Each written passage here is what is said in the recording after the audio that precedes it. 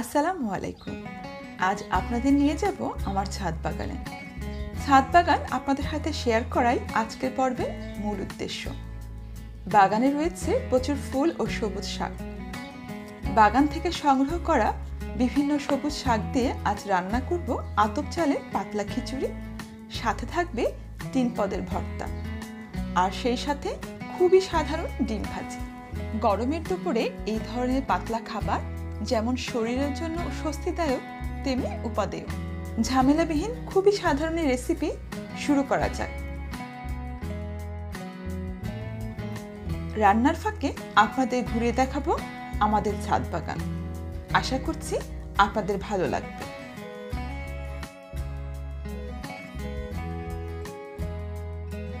প্রথমে আমি নিয়ে নিয়েছি হাফ কেজি আতপ চাল। ভালোভাবে পানি দিয়ে চালগুলো ধুয়ে নিচ্ছি যতক্ষণ না পরিষ্কার পানি বের হয়। ধোয়া শেষ হলে চালগুলো পানিতে ভিজিয়ে রাখবো আধ ঘন্টার জন্য। এই ফাঁকে বাগান হতে সংগ্রহ করব সবুজ শাক। প্রথমে প্রায় আধ মুঠ কলমি শাক তুলে নিচ্ছি। একটি ছোট্ট পটে আছে থানকুনি পাতা। সংগ্রহ করছি থানকুনি পাতা। এবার সংগ্রহ করছি তেলাকুচি পাতা, যা সাধারণত ঝোপে ঝাড়ে হয়ে থাকে। তেলাকুচি পাতার রয়েছে অনেক ঔষধি গুণ। মিষ্টি আলু শাক আমার ভীষণ প্রিয়। গামলায় রোপণ করা হয়েছে এই গাছ। সংগ্রহ করছি তরতাজা পাতা। কম যত্নে খুব সহজেই ফলানো যায় পাট শাক। সংগ্রহ করছি প্রয়োজন মতো পাট শাক।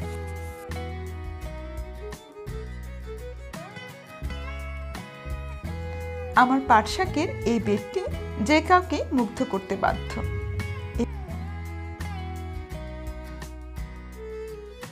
এবার সংগ্রহ করছি পুঁই শাক। একবার সংগ্রহ করার পর পুঁই গাছ হতে বের হয়েছে নতুন পাতাসহ ডাল। সংগ্রহ করছি ফ্রেশ পুঁই পাতা। আমার লাউ গাছগুলো মাচায় উঠতে শুরু করেছে। একটি লাউ ধরেছে। কালেক্ট করছি 2-3টি লাউ পাতা।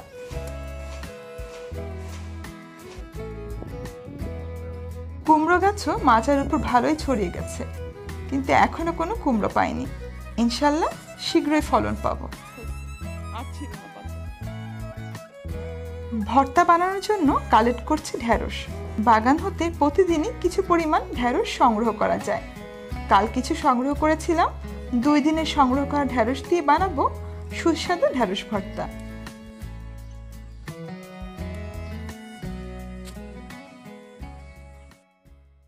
এবার সংগ্রহ করা শাকগুলো কেটে বেছে পরিষ্কার করার পালা।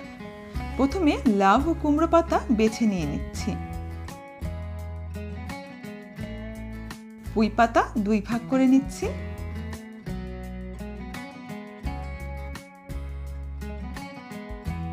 পাট পাতাগুলো ডাল থেকে আলাদা করে বেছে নিয়ে নিচ্ছি।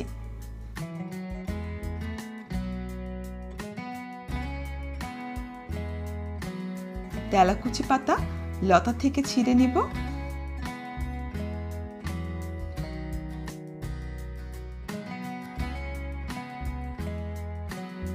কলমি শাকগুলো কচি হওয়ায় আস্তই নিয়ে নিব।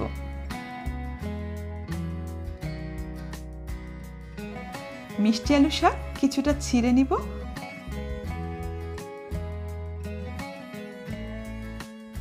ও সবশেষে থানকুনি পাতা নিয়ে নিচ্ছি।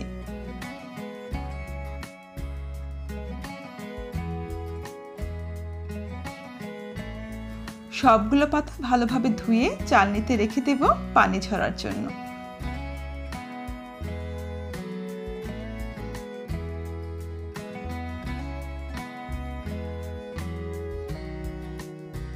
একই সাথে ঢেঁড়সগুলো ভালোভাবে ধুয়ে নিব।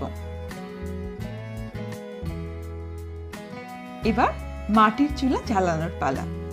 একটি শুকনো কাঠের টুকরোয় আগুন ধরিয়ে বাকি কাঠের সাথে যোগ করে আগুন বাড়িয়ে নিব।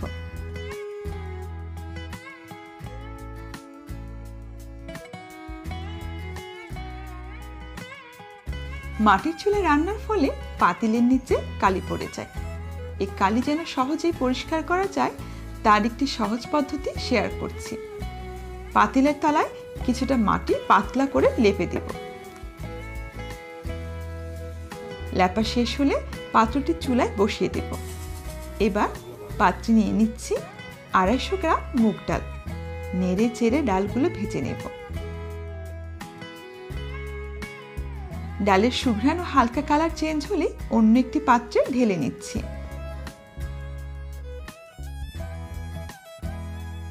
এবার ডালগুলো ভালোভাবে ধুয়ে পানিতে ভিজিয়ে রাখব।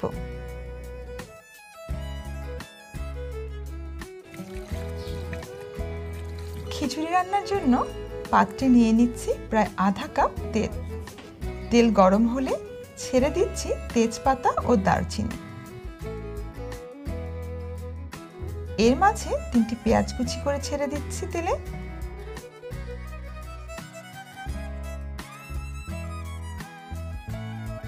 সাথে 3 টেবিল চামচ লবণ। নেড়ে চেড়ে পেঁয়াজগুলো কিছুটা ভেজে নেব যেন কিছুটা নরম হয়ে যায়।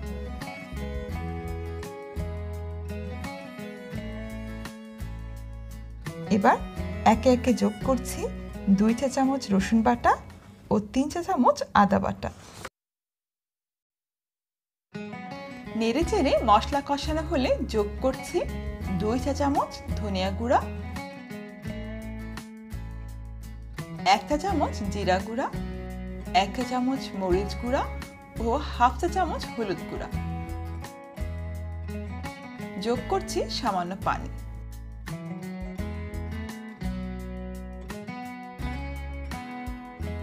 নেড়ে চেড়ে মশলা কষিয়ে তেলের উপর উঠলেই ছেড়ে দেব ভিজিয়ে রাখা মুগ ডাল।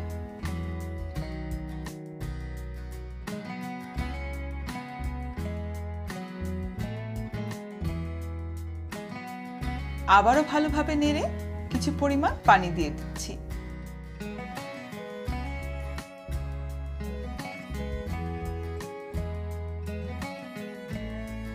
এবার ঢাকনা দিয়ে ঢেকে দেব।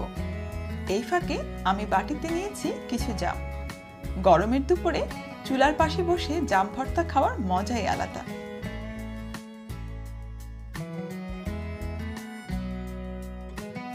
জামের বাটিতে দিচ্ছি স্বাদমতো কাঁচামরিচ কুচি, লবণ এবং চিনি। এবার জামগুলো ভালোভাবে মাখিয়ে নিচ্ছি।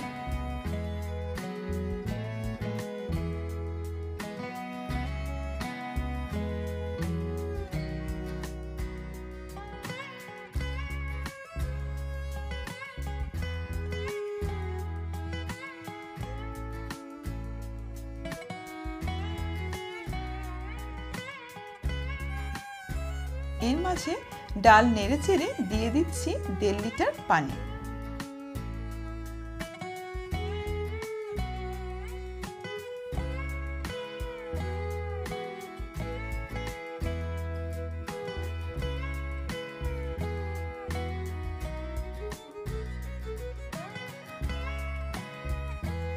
নেড়ে চেড়ে ঢাকনা দিয়ে দেব।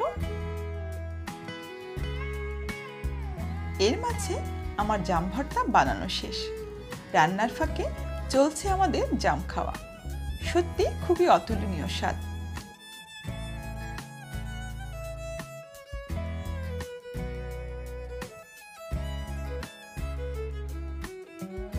ইতিমধ্যে পানি ফুটে উঠেছে।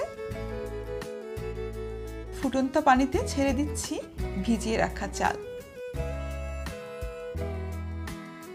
নেড়ে চেড়ে ঢেকে দিব। চাল ফুটতে থাকুক।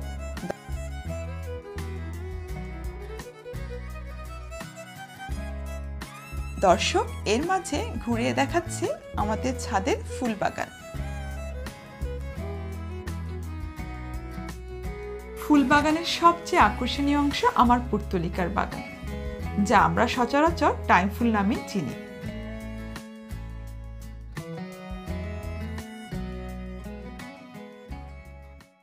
প্রায় 30 রঙিকা ফুটে উঠেছে বাগানে। প্রত্যেকটি কালারই মনোমুগ্ধকর। সকালে যখন সকল ফুল কুঁড়ি হতে ফুটে দেখে সত্যি মন ভরে যায় এবং নিজের কাজে সার্থকতা খুঁজে পায়।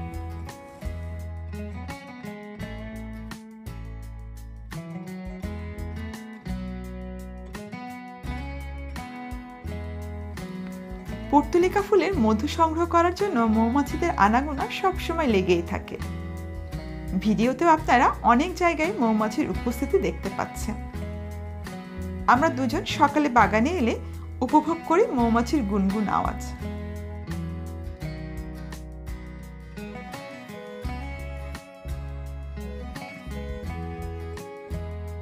দর্শক, প্রত্যেকটি কালার একটি অন্যটির থেকে কতটা মনোমুগ্ধকর তা আপনারা এতক্ষণ নিশ্চয়ই বুঝতে পেরেছেন।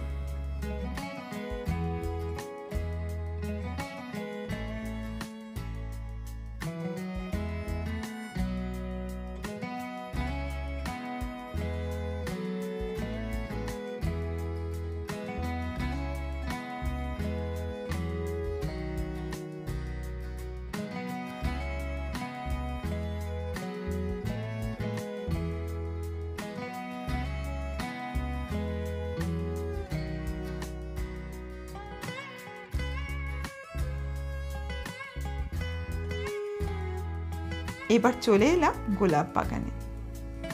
চেষ্টা করেছি গোলাপের বিভিন্ন কালার সংগ্রহ করার জন্য। অল্প কিছু যা আছে তা আপনাদের সাথে শেয়ার করছি। আপাতত আমার 7-8 কালার গোলাপ আছে। এখন গোলাপের অফ সিজন হওয়ায় গোলাপ কিছুটা ছোট ও সংখ্যায় কম। বিভিন্ন রঙের গোলাপ আপনার মন ভালো করার জন্য যথেষ্ট। আছে নয়নতারা গাছ। ঢেঁড়স ফুল সবজি গাছের হলেও সৌন্দর্য কোনো অংশে কম নয়।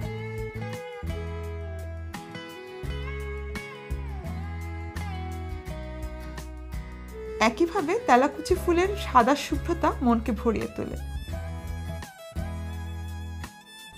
লাল কলাবতীও তার সৌন্দর্য নিয়ে ফুটে উঠেছে।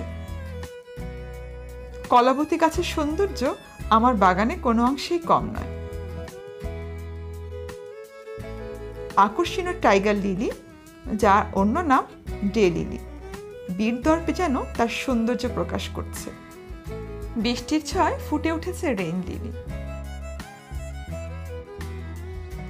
আরো কয়েক জাতের রেইন লিলি আছে, যার ফুলের অপেক্ষায় যত্ন করে যাচ্ছি।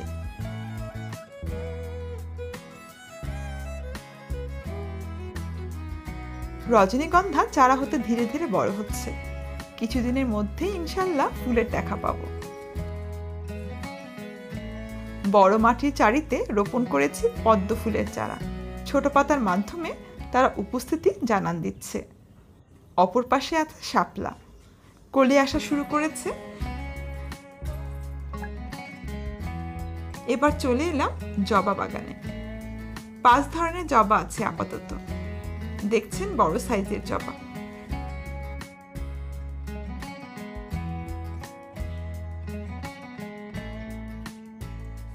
এই লাল জবাটি আমার খুবই প্রিয়।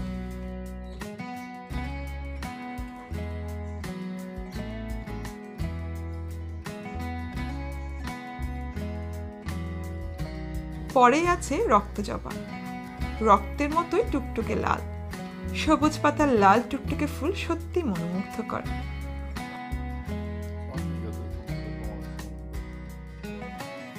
হলুদ জবা সৌন্দর্য কোনো অংশে কম নয়। নন্দিনীও ফুটে আছে সগৌরবে। সুন্দর সুঘ্রাণ ও সাদার শুভ্রতা নিয়ে ফুটে উঠেছে বেলি। প্রতিদিনই প্রচুর পরিমাণে বেলি ফুটে, আবার ঝরেও যায়। টগর তারার সৌন্দর্য নিয়ে ফুটে রয়েছে। জারবেরাতেও ফুল ফোটা শুরু করেছে।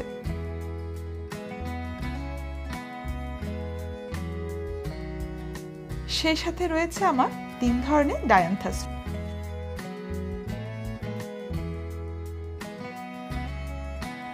সবুজ হলুদের পাতাবাহারটিও দেখতে অতুলনীয়। গাছটিও বেশ বড় হয়েছে। গন্ধরাজের কলি আসা শুরু করেছে। রোজ ক্যাকটাসের কমলা কলিগুলো তার আগমনী বার্তা জানান দিচ্ছে। ফুলের জন্য অপেক্ষায় আছে কাঠগোলাপ, শিউলি, হাসনাহেনা ও কামিনীর।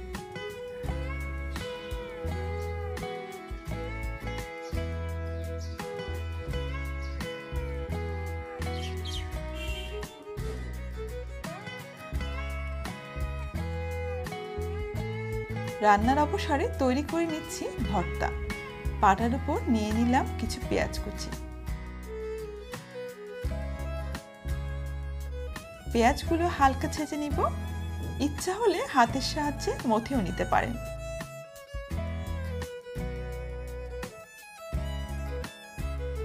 যোগ করছি লবণ, ভাজা চিলি ফ্লেক্স ও সরিষার তেল। হাতের সাহায্যে ভালোভাবে মিশিয়ে নেব। এবার পেঁয়াজগুলো 2 ভাগ করে 1 ভাগ তুলে রাখবো।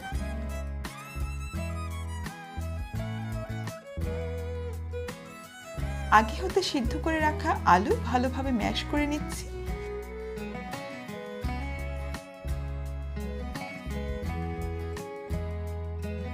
এর মাঝে খিচুড়ি নেড়েচেড়ে যোগ করছি সবুজ শাকগুলো।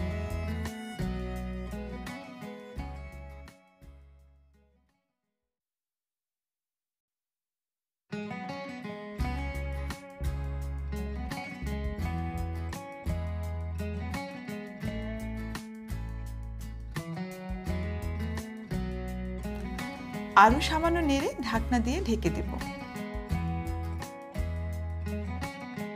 পেঁয়াজের সাথে আমাদের আলুগুলো ভালোভাবে মাখিয়ে আলু ভর্তা করে পাত্রে তুলে নিচ্ছি।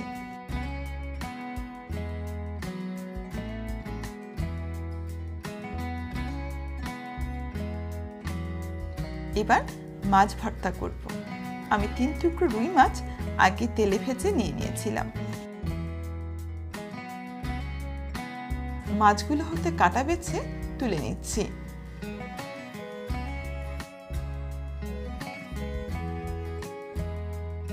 কাটা বাছার ফাঁকে পলাশ বাগান থেকে সংগ্রহ করছি কাঁচা মরিচ।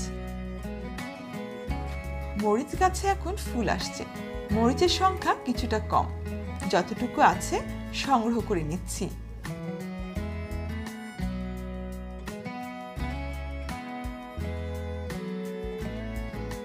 একই সাথে সংগ্রহ করছি বিলেতি ধনিয়া পাতা।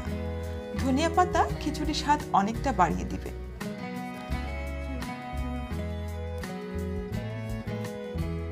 মরিচগুলো 2 ভাগ করে খিচুড়িতে দিয়ে ঢেকে দিলাম।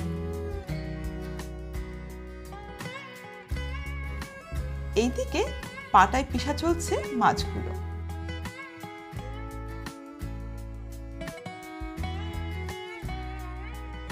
ঢাকনা তুলে যোগ করছি কুচি করা বিলাতি ধনিয়া পাতা।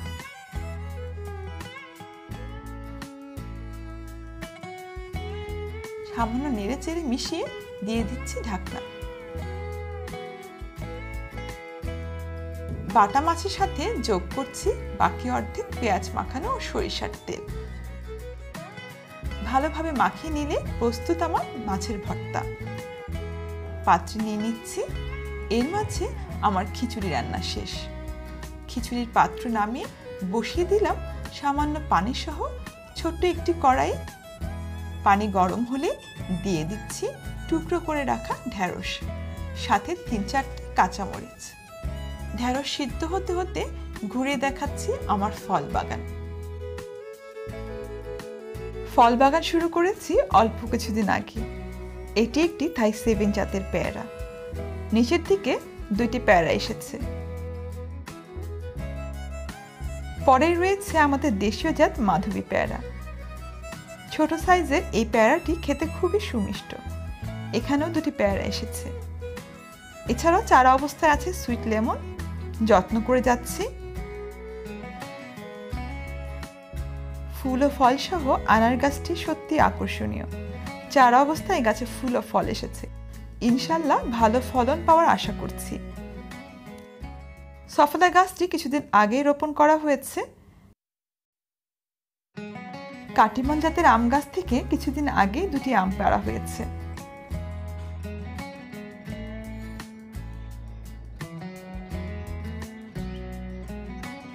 থাই জাতের পেঁপে গাছগুলো মাশাআল্লাহ ভালো বেড়ে উঠেছে।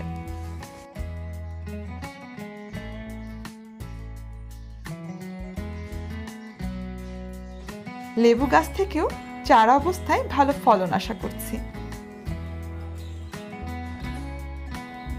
বেগুন গাছ পাতা ও ফুলে ভরে উঠেছে।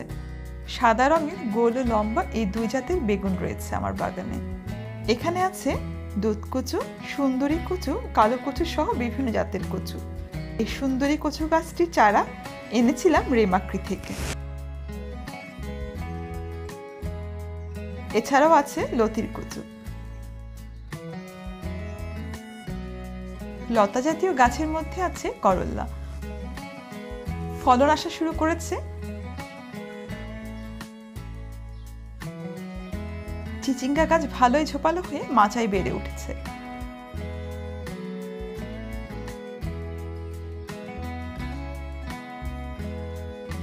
অন্য পাশে বরবটি বেড়ে উঠছে। গাছ বড় হলেও ফলন পায়নি।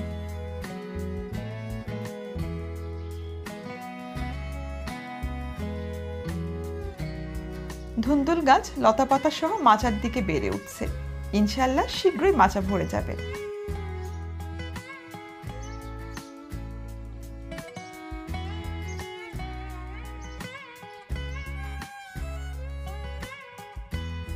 রয়েছে পেস্তা আলুর গাছ। পান পাতার মধ্যে গাছগুলো আমার খুবই প্রিয়।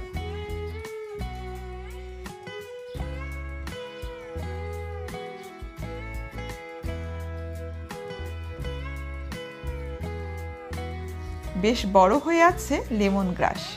স্যুপ রান্নায় ঝটপট বাগান থেকে সংগ্রহ করি। তেমনি কাবাব বানাতেও পুদিনা পাতা সংগ্রহ করে থাকি। অ্যালোভেরা গাছগুলো এখনো পরিপূর্ণ হয়নি। চারা অবস্থায় ফুল এসেছে শিমলা মরিচ গাছে।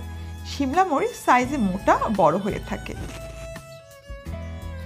পাশে আমাদের প্রতিবেশী আন্টির ছাদ বাগান। আন্টির ছাদ বাগান সবুজে ভরপুর। ফুল, ফল, সবজি সহ সকল কিছুই আছে। গুরুজন হিসেবে ওনার থেকে অনেক উৎসাহ পরামর্শ পায়, যা সত্যি মনে রাখার মতো।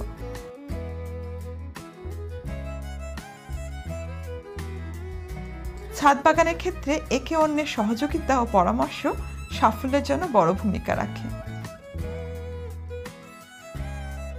ইতিমধ্যে আমার ঢেঁড়স সিদ্ধ হয়ে পানি কমে এসেছে। পানি টানিয়ে ঢেঁড়সগুলো ভাজা ভাজা করে নেব।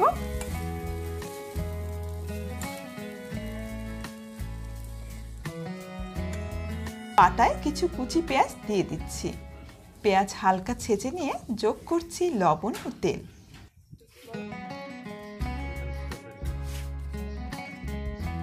কড়াইতেও তেল দিয়ে দিচ্ছি। পেঁয়াজ হালকা মেখে পাটায় নিচ্ছি ঢেঁড়সগুলো। প্রথমে মরিচগুলো মিহি করে বেটে নেব এবং পরবর্তীতে ঢেঁড়সগুলো আধা বাটা করে নেব। এর মাঝে পলাশ ভেজে নিচ্ছে ডিম।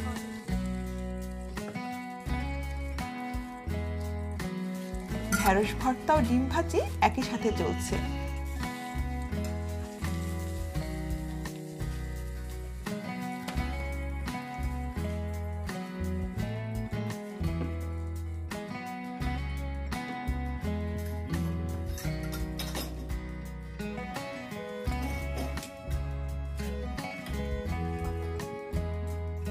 ভর্তা তৈরি শেষ হলে পাত্রে তুলে নিচ্ছি।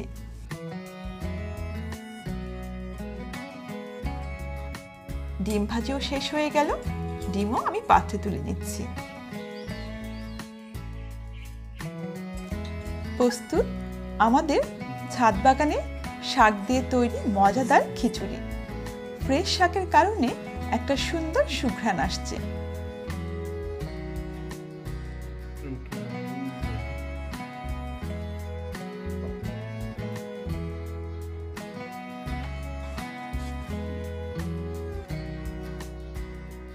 সাথে প্রস্তুত 3 পদের ভর্তা ও ডিম ভাজি।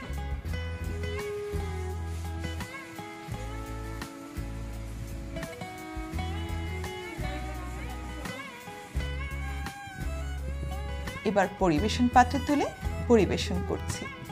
আশা করছি আমাদের আজকের উপস্থাপনা আপনাদের ভালো লাগবে।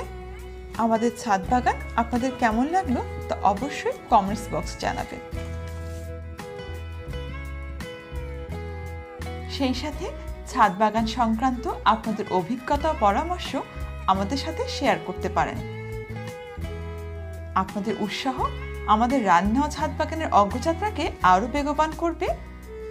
ভালো থাকবেন এই শুভকামনায় শেষ করছি। আল্লাহ হাফেজ।